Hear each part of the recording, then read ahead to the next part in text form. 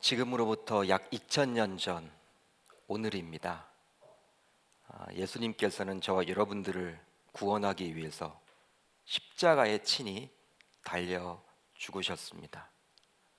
많은 사람들의 조롱과 희롱과 희덕거리는 그러한 사람들의 아우성 속에서 예수님은 죄가 없으셨지만 저와 여러분들을 또 하나님의 자녀로 삼기 위해서 친히 희생하셨습니다.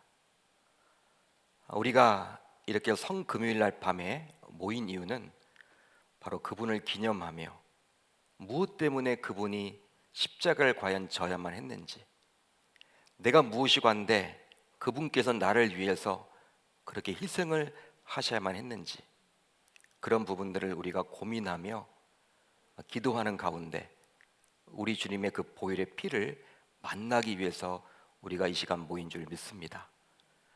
우리는 한없이 낮아져야만 합니다. 그분의 호의를 기억한다면, 그분의 은혜를 기억한다면 우리는 잘난 것이 아무것도 없기 때문에 목소리를 낼 수가 없습니다. 그렇지만 우리는 자아가 살아 있습니다. 항상 나만이 옳고 나만이 바르고 나만 모든 것들을 할 수 있다라는 생각으로 가득 차 있습니다. 나 중심의 삶, 그것이 바로 나의 자아 때문에 벌어진 일이라고 생각을 해볼 수가 있습니다. 이 시간 우리가 간절히 하나님 앞에 말씀을 듣고 나아가는 도중에 나의 자아가 무너지고 오직 예수 그리스도만 세워드릴 수 있는 귀한 이 밤이 되기를 주님의 이름으로 축복합니다. 한번 따라합니다. 엘리 엘리 라마 사박다니. 엘리 엘리 라마 사박다니. 이런 제목으로 좀 은혜를 나누겠습니다. 예수님께서 이 땅에 오신 목적이 있습니다. 바로 저와 여러분들을 구원코저 하기 위해서 오셨는데, 바로 죄의 문제를 해결하기 위해서 오셨습니다. 예수님께서는 지금으로부터 약 2000년 전 오늘 우리 예수님께서는 오전 9시경에 십자가에 달리셨습니다. 그리고 약 6시간 정도 지나서 오후 3시경에 숨을 거두게 되었죠. 바로 첫사람 아담 이후로 인간이 해결할 수 없었던 죄의 문제를 해결하기 위해서 친히 십자가 형벌을 당하셨습니다. 그의 희생 덕분에 우리들은 하나님께 자유롭게 나아가며 찬양하며 기도하며 예배할 수 있게 되었죠.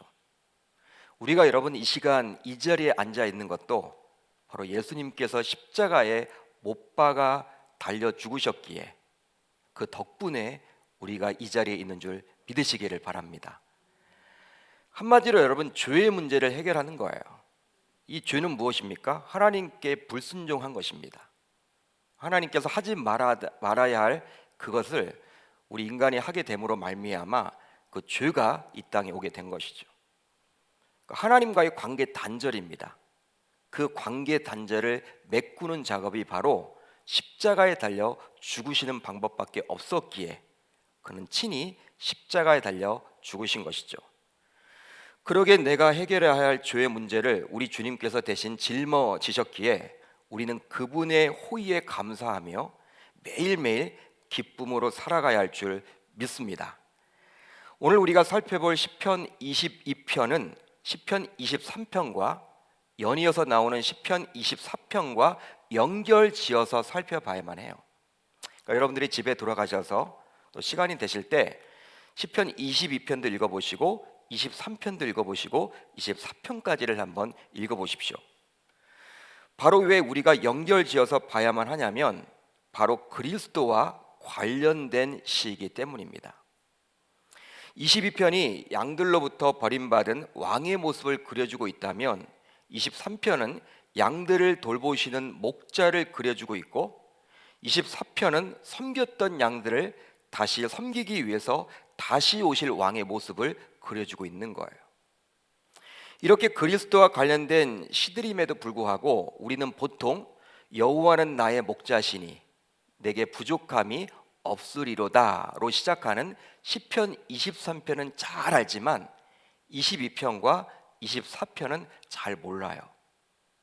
많이 들어보지도 않았습니다. 23편이 워낙 유명하다 보니까 22편을 우리가 놓치고 24편을 놓치는 경우가 굉장히 많다는 것이죠. 시편 22편은 예수 그리스도의 순환의 시로 알려져 있습니다. 순환의 시.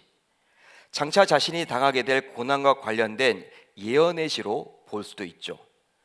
그런데 우리가 시를 묵상하면서 주목해서 봐야만 하는 것이 있으니 바로 시편 23편 앞에 시편 22편이 놓여져 있다라는 거예요. 시편 23편 앞에 시편 22편이 있다라는 것입니다. 여러분, 이 순서가 굉장히 중요합니다. 23편이 먼저 있고 22편이 있지 아니하고 그 내용적인 면에서 22편이 있고 나서 23편이 있다라는 거예요. 우리는 잘 알고 있습니다. 시편 23편이 얼마나 여유롭고 아름답고 풍요로운 시인지 말이죠. 여러분, 제가 한번 23편을 읽어드리면요, 여러분 어떤 느낌이 오시는지 한번 이렇게 잘 들어보세요. 시편 23편입니다. 여호와는 나의 목자시니 내게 부족함이 없으리로다. 그가 나를 푸른 풀밭에 누이시며 쉴 만한 물가로 인도하시는도다. 내 영혼을 소생시키시고 자기 이름을 위하여 의의 길로 인도하시는도다. 내가 사망의 음침한 골짜기로 다닐지라도 해를 두려워하지 않을 것은 주께서 나와 함께 하심이라. 주의 지팡이와 막대기가 나를 안위하시나이다. 주께서 내 원수의 목전에서 내게 상을 차려주시고 기름을 내 머리에 부으셨으니 내 잔이 넘치나이다. 내 평생의 선하심과 인자하심이 반드시 나를 따르리니 내가 여호와의 집에 영원히 살리로다. 아멘. 여러분, 분위기가 좀 어떠세요? 23편을 제가 읽어드렸는데 들어보시니까 좀 분위기가 어떻습니까? 굉장히 여러분 여유롭죠. 평화롭죠. 그리고 풍요로운 시임을 알 수가 있어요. 그런데 이런 23편 바로 앞에는 22편이 나와 있는데 22편의 내용을 보게 되면 고통스럽고 안타깝고 힘든 내용이 담겨져 있다는 사실이에요. 바로 이것은 시편 22편을 반드시 통과해야지만 시편 23편으로 나아갈 수 있다는 사실을 우리들에게 말씀해 주시는 것입니다. 즉 시편 22편의 치열한 고통을 겪은 후에야 우리는 시편 23편이 주어진다는 사실이에요. 보통 우리들은 신앙생활을 하면서도 아무런 손해나 고난 없이 그냥 하나님의 영광에 동참하기를 기대해요. 여러분, 우리가 신앙생활을 하고 있는데 손해보기를 굉장히 싫어하죠. 고난당하는 거 굉장히 싫어해요.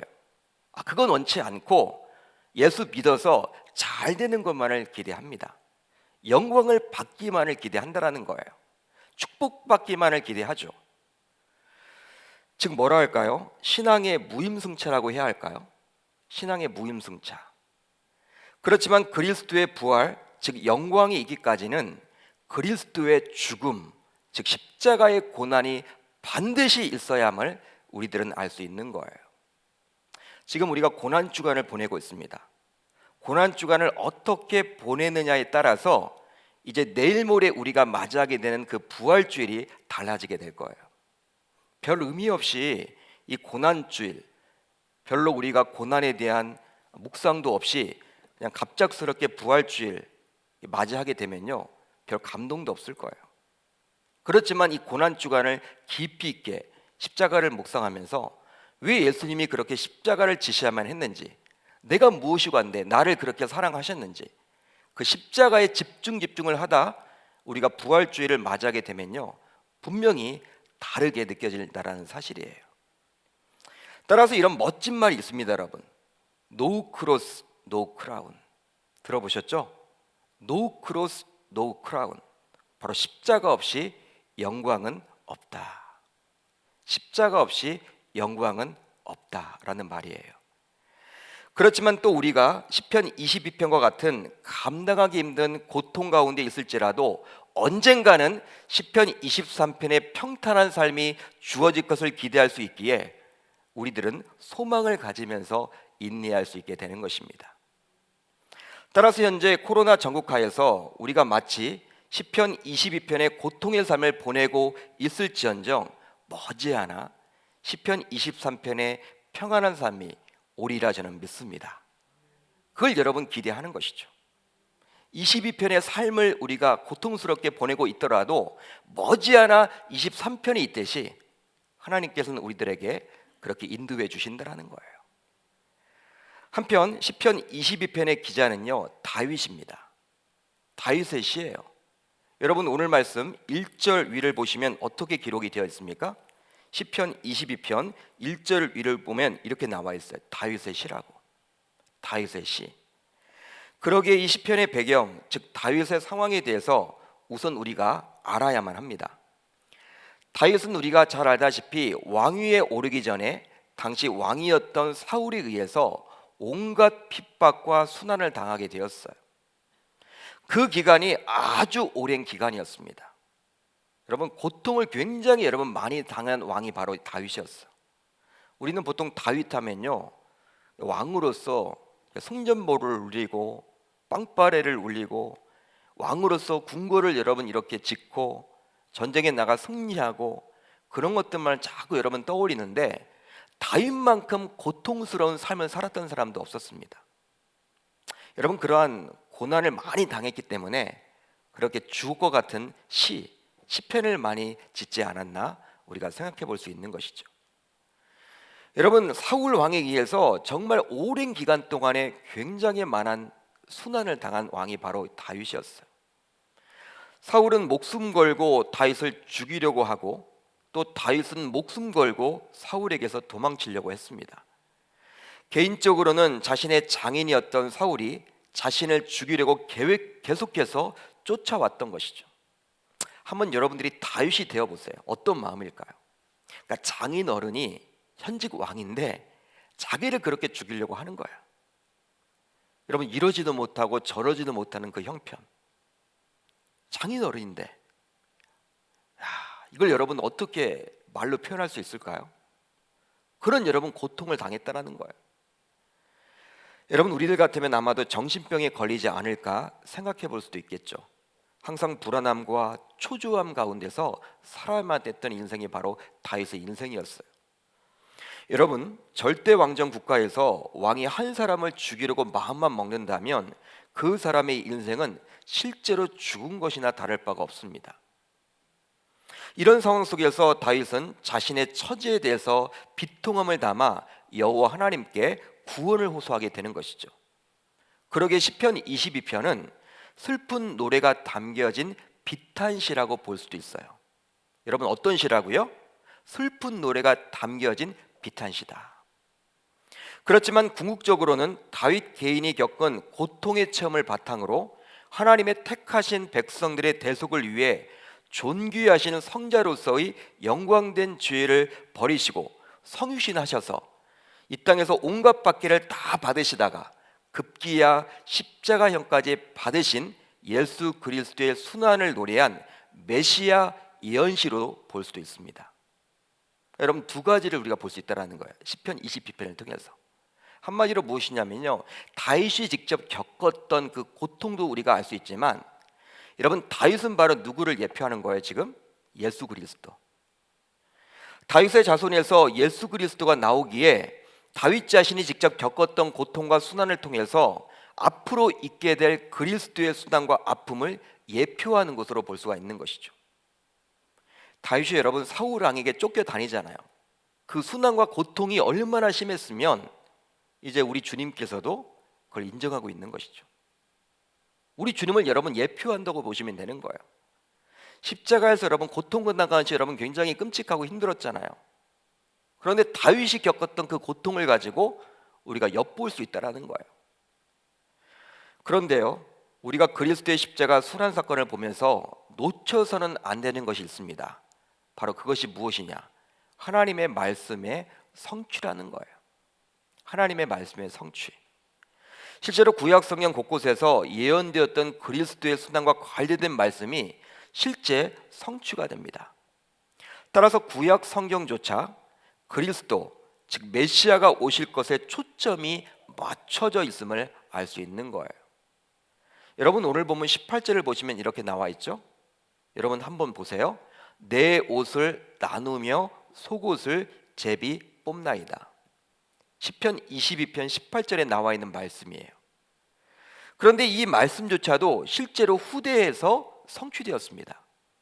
요한복음 19장 23절로 24절을 보면 이렇게 나와 있어요. 우리 한번 같이 읽어봅니다. 시작. 군인들이 예수를 십자가에 못 박고 그의 옷을 취하여 네 깃에 나눠 각각 한 깃씩 얻고 속옷도 취하니 이 속옷은 호지 아니하고 위에서부터 통으로 짠 것이라. 군인들이 서로 말하되 이것을 찢지 말고 누가 얻나 제비 뽑자 하니 이는 성경이 그들이 내 옷을 나누고 내 옷을 제비 뽑나이다 한 것을 응하게 하려 함이러라. 아멘. 여러분 이게 어떤 배경이냐면 로마 군인들이 예수를 십자가에 못 박았습니다. 이제 못 박았어요. 그리고 나서 예수의 옷을 처리하는 장면이에요. 로마 군인들이 겉옷은 네 깃으로 나누어서 가졌습니다. 네 조각으로 만들어서 겉옷을 여러분 가졌어요. 그러나 속옷은 찢지 않고 제비 뽑아서 한 사람이 취하자는 의미죠.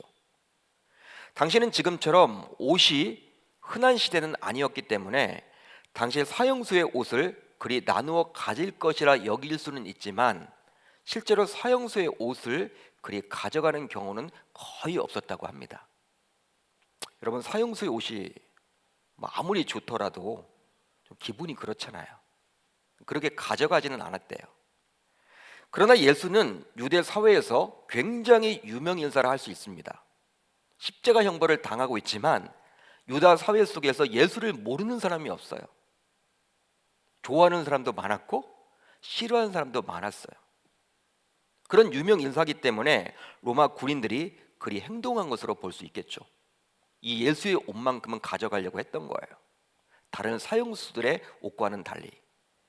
한마디로 지금 사형 집행이 이루어졌지만 예수 그리스도는 유대 사회에서 모르는 사람이 없는 슈퍼스타였기 때문이죠. 그런데 이런 로마 군인들의 우발적인 행동은요, 여러분 옷을 나눠 갖는 것이 굉장히 우발적인 것처럼 보여지는데 바로 이것은 시편 22편 18절 말씀의 성취라고 볼 수 있는 거예요. 따라서 우리는 이 시간 반드시 기억해야만 합니다. 뭘 기억하느냐? 하나님의 말씀은 땅에 떨어지는 법이 없이 언젠가는 반드시 이루어짐을 우리는 기억해야만 해요. 그때를 모르기에 우리는 답답해하며 중도의 기대를 접고 포기하기도 하지만 분명한 것은 그 말씀은 반드시 성취된다는 거예요. 그러기에 보통 그분의 말씀을 언약의 말씀이라고 이야기를 합니다. 여러분 어떤 말씀이라고요? 언약의 말씀. 이 언약은 불완전한 사람들끼리 하는 약속과는 분명히 다른 거예요. 사람들까지는 약속이라고 이야기를 하죠. 약속은 깨지는 경우도 있습니다. 깨서는 안 되겠지만 불완전한 사람들끼리 한 약속이기 때문에 여러분 우리는 지금 현재 말씀의 홍수 시대를 살고 있기 때문에 수없이 많은 말씀을 듣고 있어요. 한번 유튜브에 들어가 보세요. 유튜브에 들어가셔서 창세기 1장 1절을 쳐보십시오. 과연 몇 개의 동영상이 올라올까요? 수백 개가 올라와 있어요. 그 정도로 여러 목사님들의 말씀을 들을 수가 있습니다. 지금 우리는 말씀의 홍수 시대예요. 그런데 어떤 말씀은 단순히 좋은 말씀이다, 은혜롭다 정도로 우리가 느껴지지만 여러분 우리가 말씀 많이 듣잖아요. 야 오늘은 은혜로웠어, 너무 좋았어, 그 정도로 우리가 여겨지지만 또 어떤 말씀은 자신에게 주어진 말씀이라고 확신이 생기며 마음에 찔림이 있고 오랫동안 울림이 남는 말씀이 있습니다. 우리가 말씀을 듣는 가운데 아마 이번 주에도 제가 매일 여러분 특별 새벽 집회 아마 진행을 했을 거예요. 성도들마다 다 달라요. 성도님들과 이제 대화를 이렇게 나누고 통화를 해보면 목사님 화요일 설교가 너무 좋았대. 또 어떤 분들은 목요일 설교가 좋았대. 자신에게 여러분 주어진 말씀이란 것이죠. 그런 말씀은 분명 자신에게 주어진 레마의 말씀이기에 꼭 붙들어야만 하는 거예요. 왜냐하면 그 말씀은 자신에게 꼭 성취될 말씀이기 때문입니다. 그러기에 우리는 항상 말씀을 가까이 해야만 해요. 말씀을 놓쳐서는 자신에게 부어질 그 레마의 말씀까지도 놓칠 수 있기 때문이죠. 이 성금요성령 집회에 참여하고 계신 저와 여러분들 모두 구약에서 예언되었던 메시아 오심과 그 메시아 순환에 대한 기록이 모두 성취되었기에 우리들이 받은 말씀도 반드시 성취됨을 기억하며 말씀을 가까이 할 수 있기를 주님의 이름으로 축복합니다. 이제 오늘 말씀 1절을 보시면요, 이렇게 기록이 되어 있죠. 우리 1절을 한번 같이 읽어봅니다. 시작. 내 하나님이여 내 하나님이여 어찌 나를 버리셨나이까. 어찌 나를 멀리하여 돕지 아니하시오며 내 신음소리를 듣지 아니하시나이까. 아멘. 내 하나님이여 내 하나님이여 어찌 나를 버리셨나이까. 이것은 예수님께서 십자가에서 죽으시면서 크게 소리 지르면서 하신 여러분 말씀 가운데 하나입니다. 마가복음 15장 34절을 보면 이렇게 기록이 되어 있어요. 엘리 엘리 라마 사박다니. 이 말로 기록이 되어 있습니다. 이게 같은 말이에요. 엘리 엘리 라마 사박다니. 이건 아람어라고 이야기를 하는데 예수님 당시 유대인들이 쓰던 아람어. 그런데 이 아람어의 뜻은 무엇이냐면 나의 하나님 어찌하여 나를 버리셨나이까. 여러분, 왜 예수님께서는 이런 엘리 엘리 라마 사박다니라고 소리를 질렀을까요? 여러분, 이런 이야기를 이렇게 소리를 지른 이유가 무엇입니까? 예수님께서 바로 하나님 아버지로부터 버림받았기 때문입니다. 버림을 받았기 때문이에요. 그 버림받음의 고통이 너무나도 크기 때문에 크게 소리를 지를 수밖에 없는 것이죠. 너무나 크다 보니까 크게 소리를 지른 거예요. 우리가 여러분 아까 우리 영상에서 가상칠언이라고 여러분 우리가 살펴봤죠? 예수님께서 십자가상에서 하신 7가지 말씀, 그 가운데 한 가지가 바로 이 말씀이에요. 엘리 엘리 라마 사박다니. 실제로 신자에게 있어서 가장 무서운 것은요, 하나님의 부재라고 할 수 있습니다. 하나님의 부재가 느껴지게 되면요, 이제 삶의 길잡이가 사라졌다고 해야 할까요? 즉 감당할 수 없는 두려움과 절망감에 시달리게 돼요. 예를 하나 들어보면요, 이제 부모의 존재를 겨우 알게 된 아직 어린 아이가 어디를 가다가 부모의 손을 놓치게 되었어요. 물론 부모는 아이에게서 잠시 떨어져서 아이가 무슨 행동을 하는지를 살펴보고 있습니다. 여러분, 우리가 어릴 적에 그런 거 많이 해봤죠? 여러분들 자기 자녀 데리고 가다가 딱 여러분 잠깐 어디 가서 숨어 있고 아기가 지금 어떻게 하고 있는지를 보고 막 울면 그때 나가고. 아이는 이제 부모를 찾으러 이쪽으로 갔다 저쪽으로 갔다 바쁘게 움직일 거예요. 부모가 갑자기 사라졌으니까. 그럼에도 불구하고 부모를 찾지 못하게 되면요, 이제 이 아이는 그 자리를 털썩 주저앉아서 엉엉 울게 됩니다. 엉엉 울게 돼요. 주변 사람들이 우는 아이 주변에 몰려들어서 달래지만요, 이게 울음이 멈추지 않습니다. 바로 그만큼 아이에게는 두려운 마음이 생겼기 때문이죠. 아무리 주변 사람들이 와서 말을 걸고 무언가 먹을 것 마실 것을 줘도 아이의 두려움은 점점 커져만 가는 거예요. 여러분, 이 아이의 울음을 멈출 수 있는 유일한 방법은 무엇입니까? 그 부모가 짠 하고 등장하는 거예요. 부모가 나타나면 여러분 언제 울었느냐, 그런 식으로 이제 아이가 여러분 울음을 그치게 되죠. 그만큼 어린 아이에게 있어서 부모의 존재는 세상의 전부라고 할 수 있습니다. 전부라고 할 수 있어요. 마찬가지로 하나님을 믿는 신자라면 하나님이 자신과 함께 계셔야만 해요. 그런데 그 하나님께 부르짖고 매달리고 울부짖고 막 하더라도 전혀 응답이 없고 반응이 없다면 우리는 십자가상에서 엘리 엘리 라마 사박다니라고 부르짖었던 그 예수님과 동일하게 과연 하나님은 어디 계십니까? 하나님 어디 계십니까? 라고 절규를 할 거예요. 여러분, 우리가 하나님 믿는다고 하면서도 우리가 그렇게 이야기할 때가 있죠. 하나님 어디 계신 거야? 왜 이 기도 제목에 응답을 주시지 않는 거야? 답답한 문제인데, 나는 이게 급한 문제인데 이거 빨리 해결을 받아야 되는데 하나님이 안 계실 것처럼 느껴질 때가 있어요. 멀리 떨어져 있는 것처럼, 나의 하나님이 아닌 것처럼 느껴질 때가 많이 있다라는 거예요. 실제로 예수님께서는 공생의 기간 동안 성부 하나님으로부터 여러 번에 걸쳐서 내 사랑하는 아들이라는 이야기를 들었습니다. 여러 번에 걸쳐서 내 사랑하는 아들이다.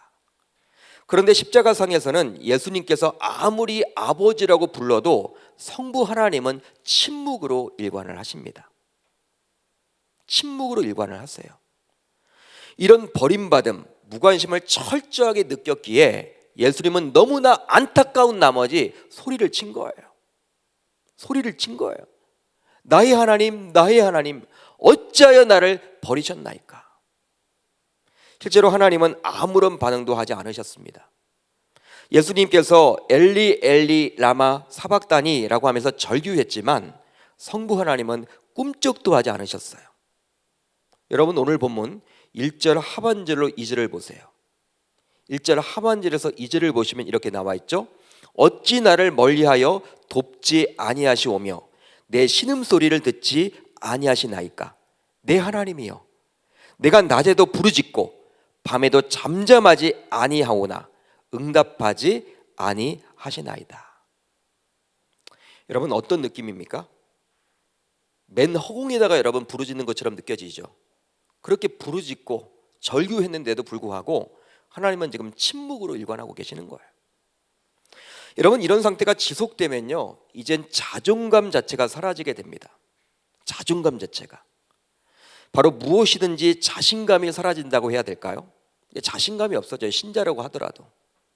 여러분, 신자들도 기도응답을 여러분 자꾸 받으면 이제 기도가 재밌기도 하고 또 기도하고 싶기도 하고 또 든든하기도 하고, 야, 내가 기도하기만 하면 응답을 받으니까 재밌잖아요. 여러분들, 여러분, 기도도 여러분 재밌는 단계가 있습니다.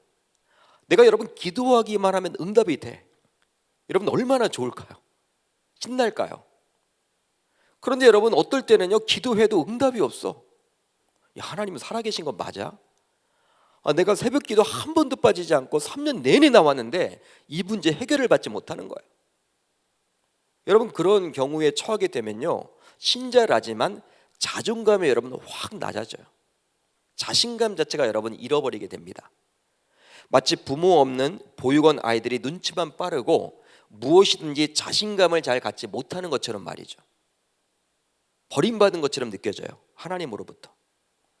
제가 총신대학교 학부 시절에 영적 지도자 훈련, 즉 영지훈이라는 과목을 수강했습니다. 수강한 적이 있어요. 당시 이 과목은 총신대학교 학생이라면 누구나 수강해야만 하는 필수 과목이었어요. 뭐 성적이 나오진 않지만 페일 아니면 패스였습니다. 패스를 해야지만 졸업이 돼요. 반드시 여러분 해야만 해. 그런데 수업을 듣고 나중에 실습을 하러 당시 고아원, 지금의 보육원에 제가 가게 되었습니다. 보육원에 가서 봉사를 하게 되었어요. 저는 그때 학부 1학년생이었는데 그때 보육원이라는 곳에 처음 제가 가봤습니다. 뭐 그전에는 여러분 뭐 가볼 그런 계기가 없었죠. 뭐 고등학교 때까지는. 근데 그때 여러분 처음 갔어요. 이 고아원이 과연 어떠한 곳인지. 제가 방문한 곳은 굉장히 규모가 큰 곳이었습니다. 정말 어린 아이들부터, 정말 어린 아이들이 있더라고요. 어린 아이들부터 중고등학교 학생들까지 있더라고요.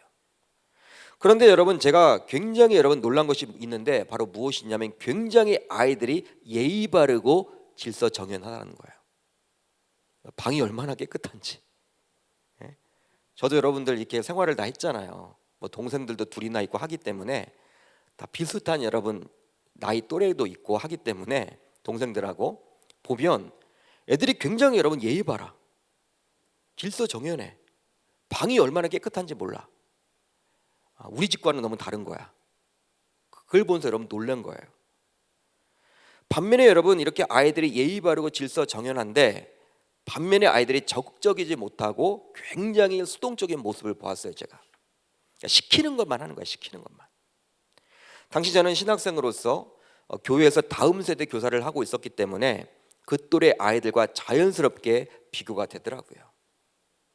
제가 어릴 적부터 집단 생활을 하다 보니 굉장히 질서와 예의를 잘 교육받은 반면에 어딘지 모르게 박지 못하고 자신감이 없는 그런 느낌을 제가 받게 되었어요.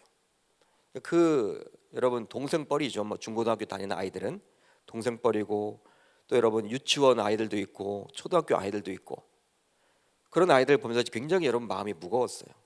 이게 밟지 못하지? 왜 밟지 못할까? 실제로 오늘 보면 6절을 보면요, 다음과 같이 자신을 폄하하게 됩니다. 자존감이라고는 전혀 살펴볼 수가 없죠. 어떻게 나와 있습니까? 나는 벌레요 사람이 아니라 사람의 비방거리요 백성의 조롱거리니이다. 자존감이라는 건 여러분 쫙 떨어져 있는 거예요. 지금 시편 저자는 그 십자가상에서 자신을 가리켜서 벌레와 같은 존재로 여기고 있습니다. 다윗은 여러분 자신의 존재를 벌레와 같다라고 이야기를 하고 있는데, 예수님도 마찬가지죠. 그 십자가상에서 하나님의 아들이라고 칭송받았던 그가 하나님의 침묵 속에서 자신의 존재를 벌레라고 말하고 있는 거예요. 그런 마음을 갖고 있는 것이죠. 심지어는 가장 높은 십자가상에서 여러 사람들에 의해서 모욕을 당하게 되었습니다. 어떤 모욕을 당했습니까?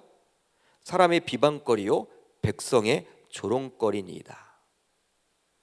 여러분, 모욕감이란 것은 말로 표현할 수 없는 일종의 심적 고통이라고 할 수 있어요. 어떤 고통이라고요? 심적 고통. 실제로 모욕감을 당하게 되면 수치심을 느끼게 되면서 쥐구멍이라도 있으면 들어가고 싶다고 그래요. 쥐구멍이라도 있으면 들어가고 싶어요. 이 모욕감을 느끼게 되면. 즉 모욕감을 당하게 되면 인격 살인을 당한다고 해야 될까요? 그러기에 스스로 생을 끊기도 합니다. 너무 힘드니까.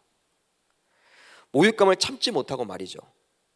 여러분, 우리들은 매년 고난주간 때마다 수없이 여러 번에 걸쳐서 영화 패션 오브 크라이스트, 이 영화를 여러분 틀기도 하고 보기도 하고, 굉장히 여러분 동영상을 이렇게 퍼날리면서 그 여러분들 패션 오브 크라이스트, 그 영화에 대해서 여러분 우리가 자주 여러분 접하게 되죠.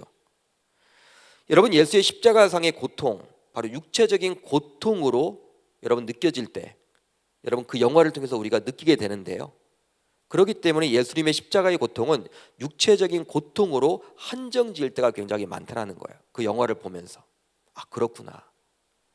그렇지만 예수님이 겪었던 육체적인 고통은요, 그가 겪었던 고통 가운데서도 지극히 일부의 고통이라고 할 수 있습니다. 그런데 예수님께서는 이런 육체적인 고통을 뛰어넘는, 즉 더 큰 고통이라고 할 수 있는 심한 모욕감조차도 이겨내셨다는 사실이에요. 따라서 우리들도 아무에게도 말할 수 없는 고통, 즉 육체적인 고통이건 심적 고통이건 외로움이건 또 정신적인 고통을 만나게 되더라도 십자가상에서 예수님은 이 모든 것을 경험하셨고 당당하게 이겨내셨기에 우리들은 예수 그리스도를 통해서 위로를 받을 수 있게 되는 거예요. 여러분, 세상 어느 누가 여러분 우리를 위로하겠습니까? 우리가 여러분 당하고 있는 고통이 여러분 얼마나 큰지 아는지 사람들은 알 수도 없고, 아무리 부모라고 하더라도 나를 위로할 수는 없어요. 아무리 남편이라 하더라도, 아무리 가까운 누군가라 하더라도, 목회자라 하더라도 위로는 되지 않아요. 그렇지만 이미 십자가상에서 고통이란 고통은 다 겪었던 그 예수 그리스도는 우리를 참 위로해 주실 수 있다는 사실이에요. 왜? 그분은 겪어봤기 때문에. 여러분, 우리가 누구를 위로한다, 참 여러분 쉽지 않습니다. 참 쉽지 않아요. 그러니까 자녀가 여러분 많이 아파 보면요, 우리 자녀가 많이 아파 봤거든요. 여러분, 그런 간증을 제가 해드리면 성도님들에게 위로가 되잖아요. 본인 아이도 지금 아팠는데 목사님이 와서 아, 목사님 아이들이 많이 아팠다, 그런 얘기 여러분 해주면요 굉장히 위로를 받아요. 근데 여러분들 뭐 전혀 여러분 아프지도 않았는데 가서 어떤 위로를 한다? 쉽지 않죠. 마찬가지예요. 여러분, 우리가 여러 가지 고통을 겪지만 우리가 겪는 그 고통 모든 것들을 다 합쳐도 예수님께서 십자가상에서 겪었던 그 고통보다 크지 않다라는 거예요. 그분이 겪어봤기 때문에 우리가 그분에게 여러분 나아가기만 하면 그분이 우리들에게 참된 위로자가 되셔서 우리를 위로해 주신다라는 사실입니다.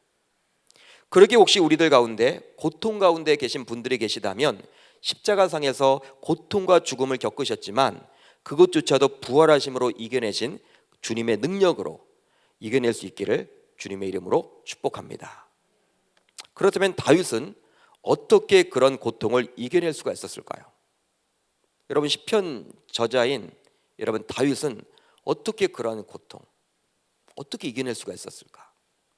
바로 자신의 처음 시작부터 하나님께서 자신의 삶 속에 함께 하셨다라는 것을 기억했기 때문입니다. 자신의 처음 시작부터 하나님께서 자신의 삶 속에 함께 하셨다라는 것을 기억했기 때문이에요. 여러분 오늘 본문 9절로 10절을 같이 읽어봅니다. 우리 같이 읽습니다. 시작. 오직 주께서 나를 모태에서 나오게 하시고 내 어머니의 젖을 먹을 때에 의지하게 하셨나이다. 내가 날 때부터 주께 맡긴 바 되었고 모태에서 나올 때부터 주는 나의 하나님이 되셨나이다. 아멘. 내가 날 때부터 주께 맡긴 바 되었고 모태에서 나올 때부터 주는 나의 하나님이 되셨나이다. 할렐루야. 여러분 오늘 말씀이 가장 중요해요. 이 9절 10절이 결론이에요. 이 시편 22편의 시인은 바로 다윗인데, 다윗은 자신의 출생 순간부터 하나님께서 자신의 삶 속에 함께 하셨다라는 것을 기억해냈습니다. 기억해냈어요. 자신은 우연히 태어난 것이 아니라 태어날 때부터 하나님이 내 하나님이 되셨다라고 고백을 하고 있는 거예요. 자신은 지금 철저하게 버림받았다라고 생각이 들고 있지만, 왜? 사울에게 너무나 쫓기다 보니까 하나님이 어떨 때는 없는 것처럼 느껴져. 너무 힘드니까. 여러분 현직 왕이 3,000명을 동원해가지고, 군사 3,000명을 동원해가지고 자기가 여러분 굴에 지금 숨어 있는데 막 찾으러 와요. 한번 떠올려 보세요. 3,000명, 30명도 아니고 3,000명. 그런 군대가 여러분 자기를 죽이려고 쫓아온단 말이에요. 아무리 여러분 부르짖어도 대답도 없는 것처럼 느껴져. 허무해. 허공에 여러분 이야기하는 것처럼 느껴져. 그렇지만 철저하게 버림받았다라고 생각이 들었지만 자신의 출생이 하나님의 섭리 가운데 시작되었음을 고백하고 있는 거예요. 한마디로 다윗은 하나님의 섭리와 계획 가운데에서 자신이 고통을 당하고 있음을 알고 있는 것이죠. 그러기에 그런 감당하기 힘든 고난일지라도 다윗은 넉넉하게 이겨낼 수 있었던 것입니다. 마찬가지로 예수님께서도 하나님으로부터 버림을 받았기에 자존감도 낮아졌으며 모욕감도 가지고 하루하루를 심적인 고통 속에서 살아갔지만, 이런 자신의 고통, 즉 십자가의 삶조차도 하나님의 구원을 향한 위대한 계획이었음을 예수님은 인정했습니다. 그렇기 때문에 이겨낼 수가 있던 거예요. 십자가 여러분 달리셨을 때 아무리 아바 아버지라고 불러도 하나님의 침묵으로만 읽어냈지만, 이런 십자가의 그런 모든 여정도 하나님의 구원 계획 속에서 이루어졌음을 그가 인정했기 때문에 버틸 수 있었던 거예요. 즉 십자가 형벌은 우연의 일치로 벌어진 사건이 아니라 하나님께서 창세 전에 이미 그것을 작정하시고 그 섭리 안에서 이루어지도록 한 것임을 주님께서는 인정했다라는 사실입니다. 그것으로 여러분 십자가에 달리셨지만 고통을 이겨내실 수가 있었던 거예요. 그렇습니다. 지금 내가 겪고 있는 감당하기 힘든 고통조차도 하나님의 섭리와 계획 안에서 벌어진 일이라는 사실이에요. 여러분 우리가 지금 어떤 고통 가운데 놓여 있습니까? 어떤 고통 가운데 놓여져 있어요? 전 세계적으로 지금 코로나 고통 가운데 놓여 있죠. 또 개인적으로 들어가면 다 다를 거예요.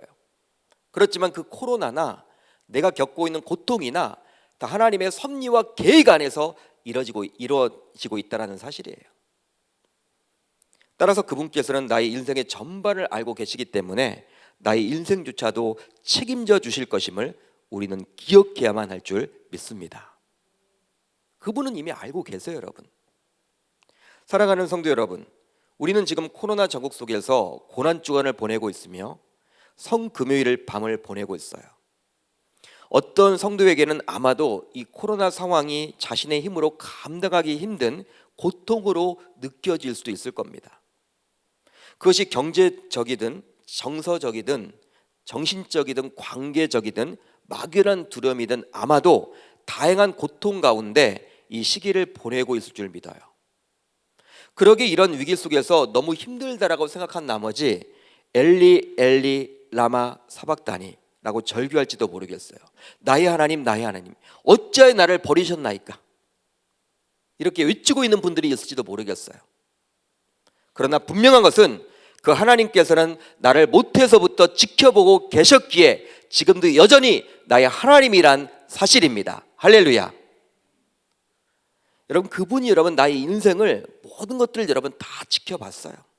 내가 태어나는 장면, 내가 신앙생활을 해왔던 것들, 지금 이 자리까지 우리 주님은 다 알고 계시기 때문에 우리 인생 전반을 책임져 주신다는 사실입니다.